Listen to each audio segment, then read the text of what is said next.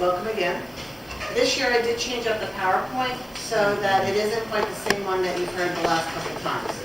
The objectives are the same. You want to advance it for me? Just a reminder of what is malignant hypothermia. Malignant hypothermia is an inherited genetic disorder that there's certain people in the population that have this problem with their skeletal muscle, that when they are administered a triggering agent, this ryanodine receptor that's on the skeletal muscle fails to close, and all of a sudden there's this massive release of calcium from the skeletal muscle that starts to cause this chain reaction of events. So you want to continue on? So with this massive calcium release, the muscles start to contract, starting with the jaw, then working down through the rest of the body, so you have sustained muscle contraction.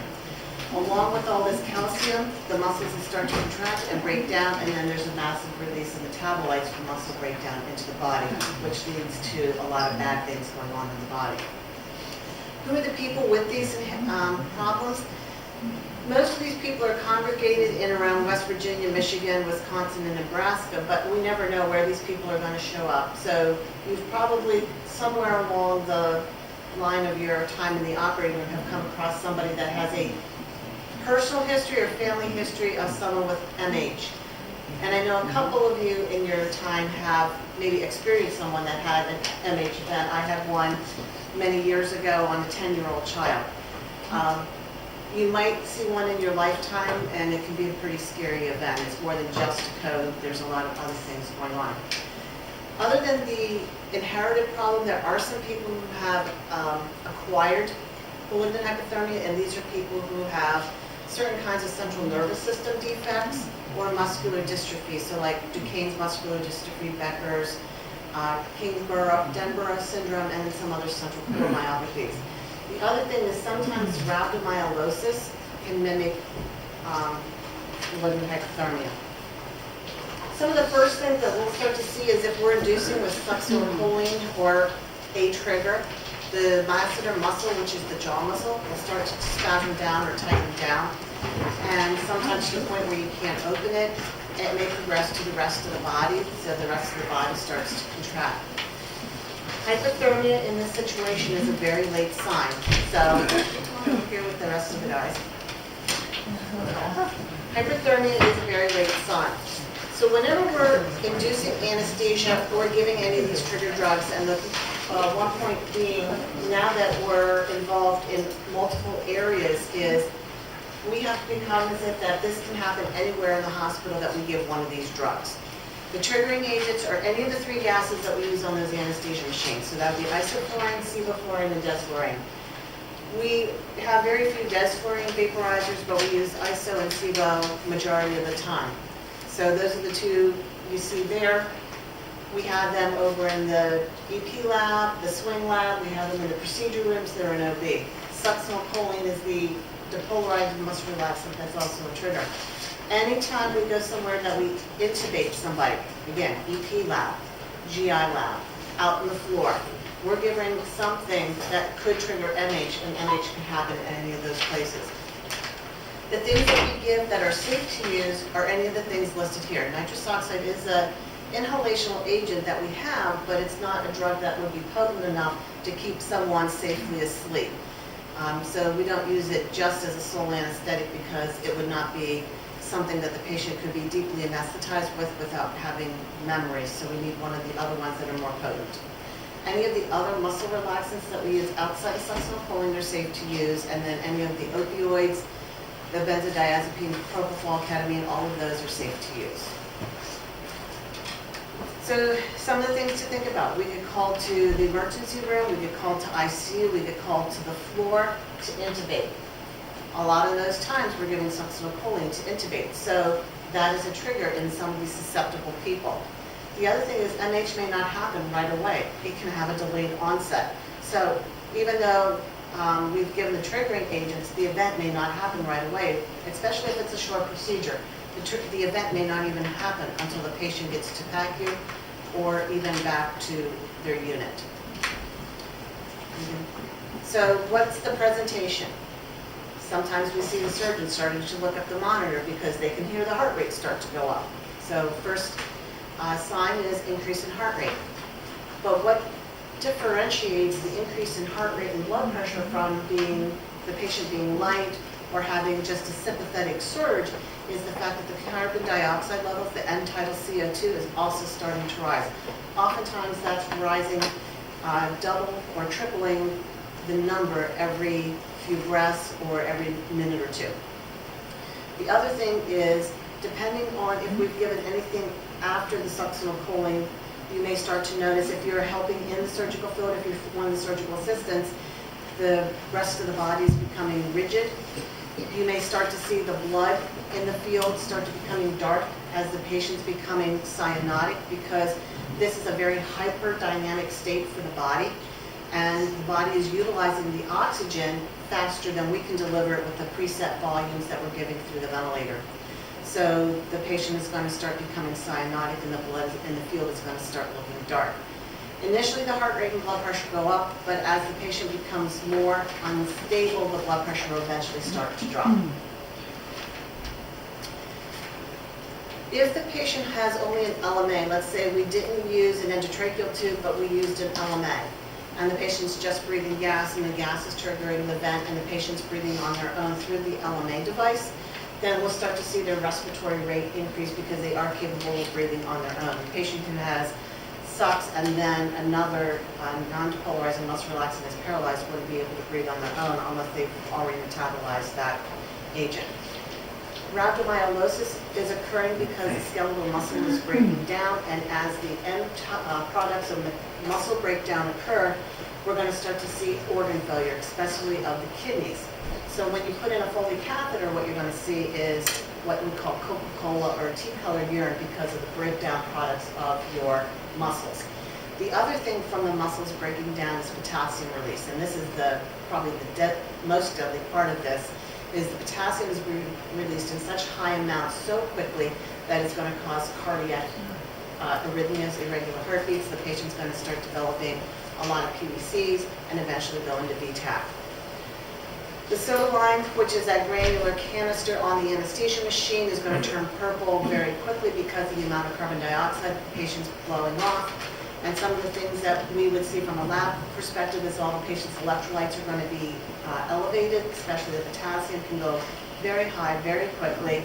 Things that are involved with skeletal muscle breakdown, like the CPK, the myoglobin, the lactate levels are going to be go very high.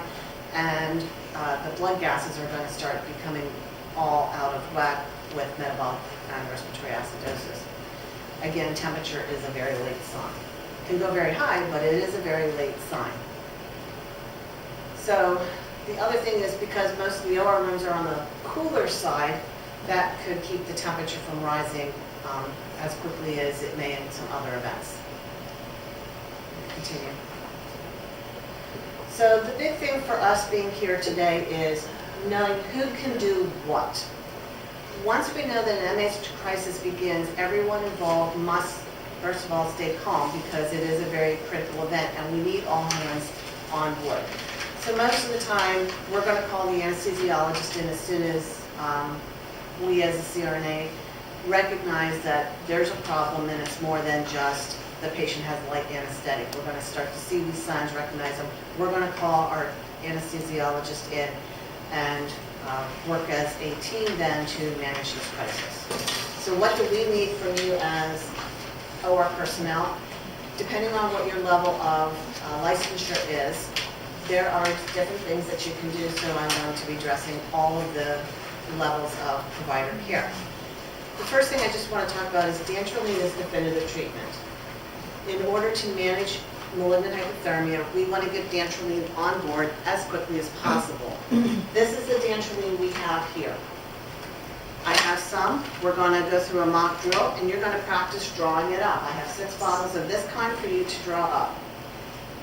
This bottle contains 20 milligrams of dantrolene and 3 grams of mannitol.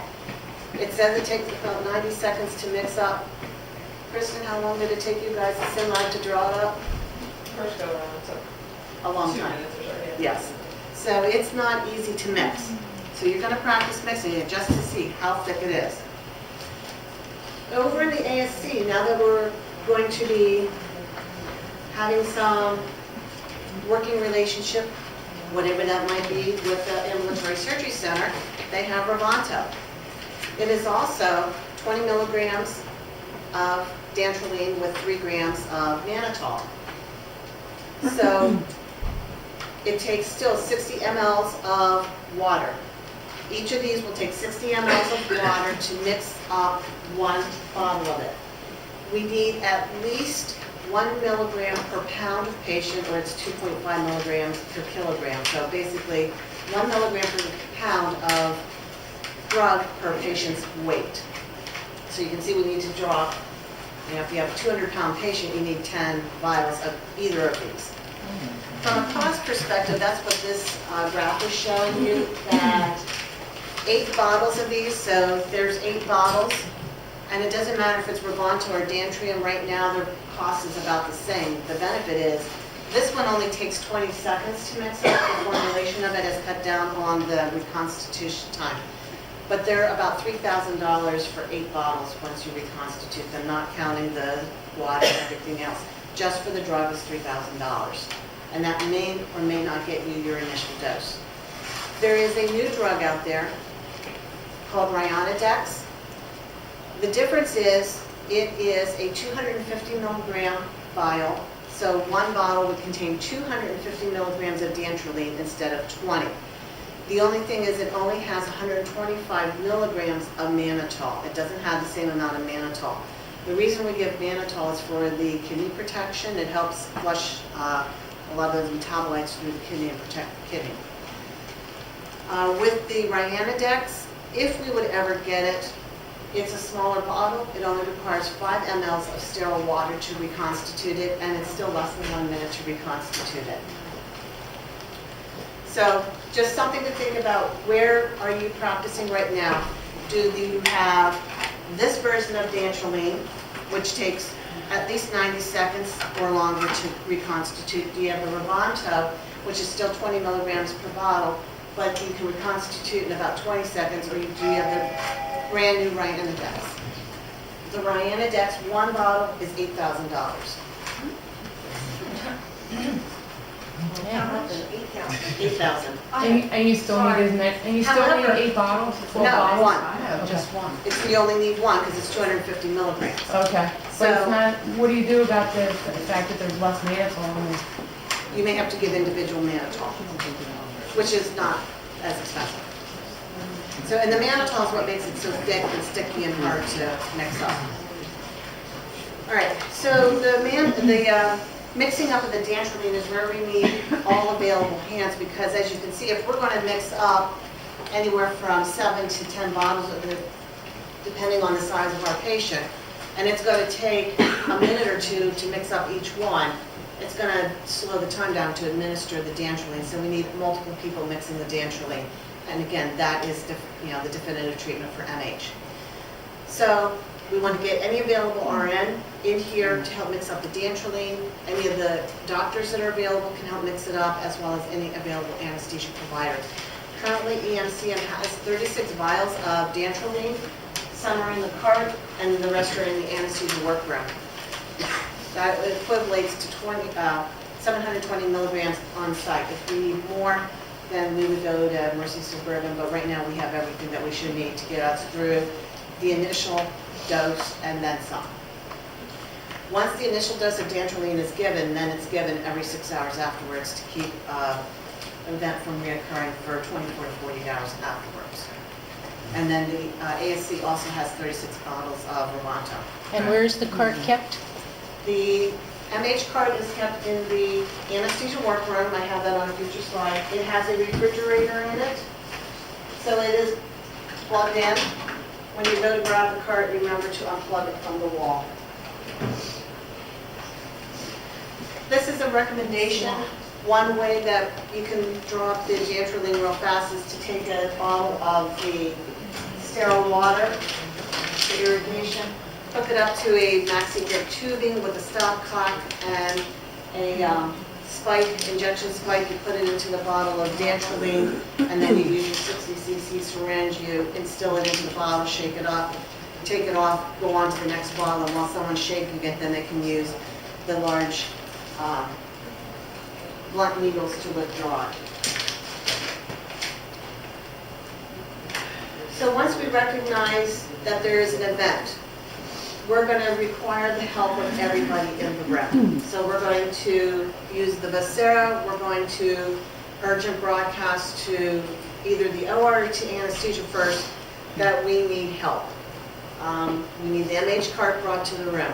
So we need the circulator to also call out to the front desk to alert the OR that there is an MH event occurring in such and such a room, and that we need to have all available staff come to this room. The other thing that we would need the circulator nurse to do very quickly is to pull up on the desktop icon the Stanford Cognitive Aid. And that was something I had talked to you the last time. It was approved as one of the Einstein Society projects. It has been loaded through IT, and it is on every desktop computer in the interventional platform, and it's in OB also. Okay. So just be familiar with where it's located on the desktop, and it has the red box and it says Stanford Cognitive Aid on it. Once you open that icon, each problem that's in there is listed in an individual file, so you don't have to scroll through the whole book. It's basically this book loaded as individual PDF files. So, if it's local anesthesia toxicity or something else, it's listed as a separate file just to open that folder.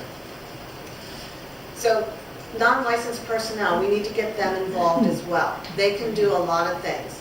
They can go get the code cart, they can get the MH cart. So the code cart you're familiar with is located in the main hall right here. It has moved. It has moved locations. Yeah, there's no outlet there that's reliable, so it's in the back. It's next to the apheresis machine. Okay.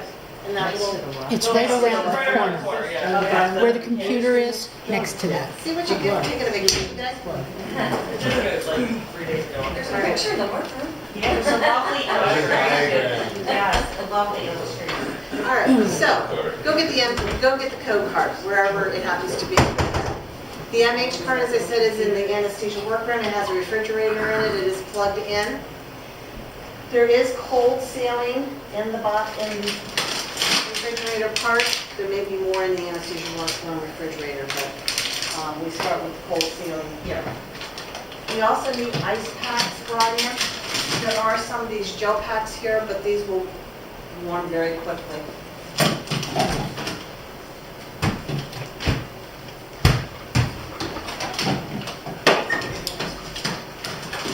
First things we need to do is stop the delivery of anesthesia, or at least the gas that's triggering the MH event. And we need a fresh gas flow because that anesthesia machine is basically contaminated. So it's not like we can just turn the gas off and turn on the oxygen at full force because there's still gas blowing through it. So we need a fresh oxygen source. So we need to either grab that tank or a tank from the closet. If it's not there, we need to get a bamboo bag or a transport bag and start vigorously ventilating the patient. We need someone to start drawing up the dantrolene at this point in time. Unless you have a particularly small patient, average at 7 to 10 vials of dantrolene per patient. We're going to start watching for arrhythmias to occur on the monitor because we're going to need to give other medications to manage potassium and any other irregular heartbeats. So we might need to be giving glucose and insulin to help manage that, some other drugs, but we do have all of those drugs located here, bicarb, calcium, dextrose. The only thing that's not in here is the insulin because that has to be refrigerated and it's not in here, it would be in the main med station. We need more IV lines. So we would need help at least getting IV lines set up so that we can get more IV sites started. If we have a patient where we have difficulty getting IV access, those of you in the surgical field may need to help us get atrial lumen set up so that we can get more IV access. And then again, anybody can go get us the EPOC from the workroom so that we can run chemistry and ABGs and see how we're making out. For those of you in the surgical field, that would be the surgeon, the resident, surgical assistant, whomever. You need to figure out, or they would need to figure out what to do with the wound, the surgical, where you are in the surgical procedure. Can it stop? You can't work right at that particular point, but what do you need to do to keep the patient safe from a surgical procedure standpoint? And then if it's an open procedure, you could at least help us with irrigating the abdominal cavity with cold fluids to help keep the temperature down. The other thing is, if we put a NG tube or oral gastric tube down, you can help with gastric lavages. A Foley catheter needs to be inserted. You can use Foley irrigations, ice packs to all of the groins, axillary spots, those things. Someone needs to help us get temperature lines placed, whether we're using a Foley for temperature monitoring or another, but then we have to watch where we're using our cold lavages that we aren't counterproductive. Most of the time we have a bear hugger blanket on the patient. We need to get that off right away. We can turn into a cooling mode, but we need to remember to take that off. And then we need at least someone to be the designated reader to go through the protocol on the MH, whether it's through the book or the Stanford Cognitive Aid up on the screen, and make sure that we've covered all the highlights. In a moment of crisis, it's very easy for memory to fail and skip over a very important item that needs to be done in the MH treatment protocol. The other thing is the MHOS, which is the society that manages all malignant hypothermia events, wants to be called about any MH event that has occurred. This is their number, and they will also walk you through an MH event. The biggest thing is preventing a catastrophe in the OR, so that's why we want to do a mock drill. All right, so if you want to pull up the Stanford Cognitive Aid, we're just going to walk through the sequence of events that any one of us, and it's always at the worst time of the day, like 10 o'clock at night or 3 in the morning, an event occurs. If there's not enough people on board, who are your resources to call? Nursing supervisor. They can activate unit aides from the unit or any other floor to get ice. They can run for blood samples. They can do whatever. So let the nursing supervisor know that there is a crisis event happening in the operating room. All right. So the circulating nurse is going to notify whether it's the front desk or the nursing supervisor and bring up the Stanford Cognitive Aid. We need help to draw dantrolene. So I need 8 people to draw dantrolene. Come on up. 3. I want as many people as possible to have an experience of drawing this up. Brian? This is expired, so you're not wasting it.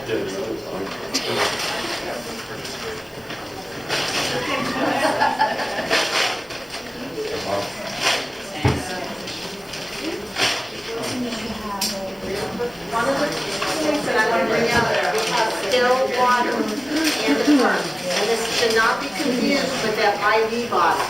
This is sterile water for irrigation only, not to be confused with an IV bottle. So we can't hang this and spike it to run as an IV. This is injection only. This is for drawing up drugs only, and not be run as an IV. We can use it down on the dental. Yes. Twice at a time. Yes. So this IV one is on the dental. You can't hang it as an IV. Correct. You can't run this without it being, something being in it. It's only fine. Right. So you can actually irrigate the IV tubing and return it to the drug.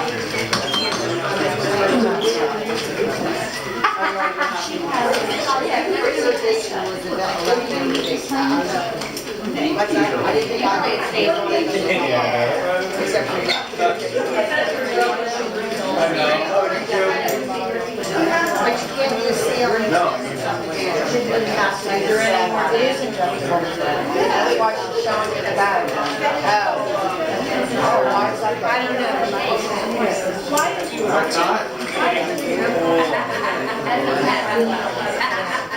you're not going to use this time of water, right?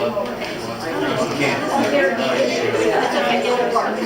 But normally it works. Normally it works. So you don't want to, I don't want them to be confused. use they're using this here. You're using this because this is Yeah. easily disposed of. Normally you would use this. But this is, this is not restricted. No. This is injection to mix this up. We're running full saline for an IV. You're pretending that's this.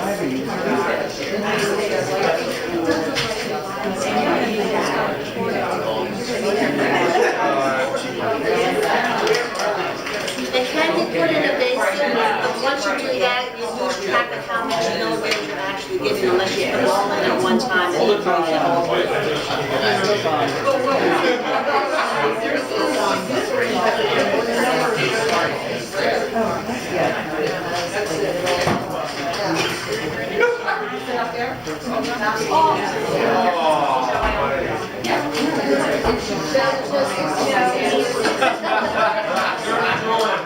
Learn MH card.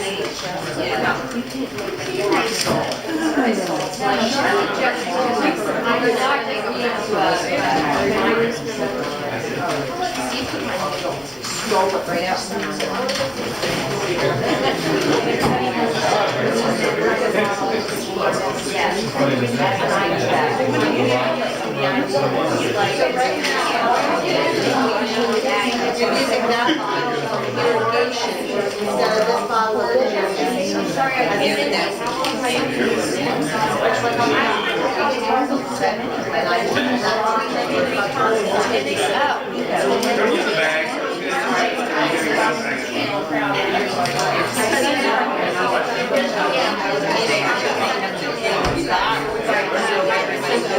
Everybody can count how many.